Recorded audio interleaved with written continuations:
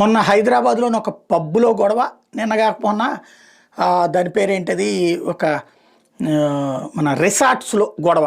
ఈ రెండిటికి కారణమైంది ఒక అమ్మాయి. అమ్మాయి మీద వాళ్ళు ఏదన్నా తప్పు చేస్తే వాళ్ళకి తప్పు అవుతుంది, అమ్మాయే తప్పు చేస్తే వీళ్ళకి తప్పు అవుతుంది. ఇది సాధారణంగా అమ్మాయిల పట్ల సింపథెటిక్గా ఆలోచిస్తారు. ఈ రెండు విషయాల్లో అక్కడ వీడియో ఉండటం వల్ల అమ్మాయిదే తప్పని తేలింది. వాళ్ళని తిట్టడం, ఇసిరేయడం, తాళాలు రచ్చ జరగటం, ఆ తర్వాత అమ్మాయి అనేక వాటికి ఇంటర్వ్యూలు ఇవ్వడం. ఏంటంటే యాక్ట్రెస్ కాబట్టి నడిచింది. ఇప్పుడు అమ్మాయి తండ్రి ఒక ఇది ఇచ్చారు, కల్పికా ఫాదర్, యాక్ట్రెస్ కల్పికా ఫాదరు.